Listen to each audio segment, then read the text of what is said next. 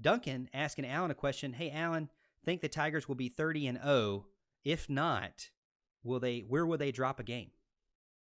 Well, it's funny you asked that question. I do believe they're going to be 30-0. And that's a bold prediction. I mean, I understand they're favored to beat everybody on their schedule, but the statistics and history says they're going to lose a game somewhere. But I don't see it. I certainly don't see anybody stopping them until after the ACC championship game. There's nobody when they're playing their A game or even really their B game that should be able to compete with them. And we know what happens when they get to the playoffs. The playbook is opened up. They're playing with a lot more intensity. I trust Brent Venables. And, of course, Dabo Swinney does a great job. So I really think that Scott and Elliott kind of open up the playbook, like I said, when it comes to playoffs. And it's really comes time to kind of show what we have. I think we're going 30-0, and it is going to be an even more awesome time to be a Tiger. Yeah, I tend to believe we looked at this a couple of months ago about how long Clemson will be able to carry on their dominance, right? Mm-hmm. And with their recruiting that they have coming in, man, they just landed a couple of guys, really good guys for the 21 class, I believe. Yep. And we'll talk about them, I'm sure, in the next couple of weeks. But for me, there's not really anybody in the ACC. So I see them going through the regular season, and that's the key, is when Clemson gets into the ACC championship, that's what they call the championship phase. Mm-hmm. And that's when they really kind of start to turn on that playbook and really start to pick out, opportunities to exploit certain defenses.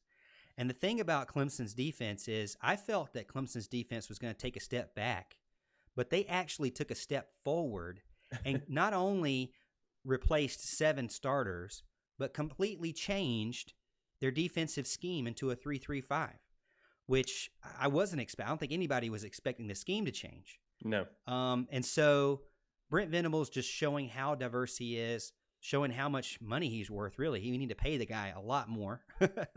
I know he's going to stay around. His son's playing, so I'm not worried about that. So I'm okay with that. But yeah, I can foresee Clemson going all the way to the national championship game. If you look at it, who do we have going up against them? We've got maybe Georgia, maybe Alabama, maybe Oklahoma's of the world.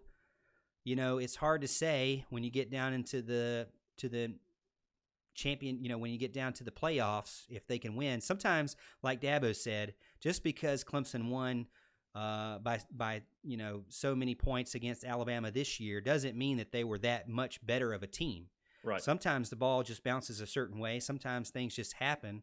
I believe that Tua Tagovailoa really just kind of gave up on the game. You can see he just started throwing the ball deep a lot and didn't really look around to open receivers. There were open receivers, believe me. There was a lot of times where he had guys open and just completely didn't even bother. Didn't even look their way. So I can see Alabama coming out and being stronger and being more ready, I guess, for Clemson. But the problem with Alabama now is they really don't have as strong of a running game. They against Carolina, they completely, or South Carolina, they completely abandoned the running game, and their passing game just dominated, which is kind of like Clemson. Their passing game's so good they don't really need a running game sometimes, and they can avoid that. So.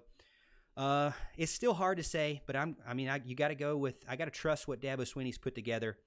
It's exciting time to be a Clemson fan, that's for sure.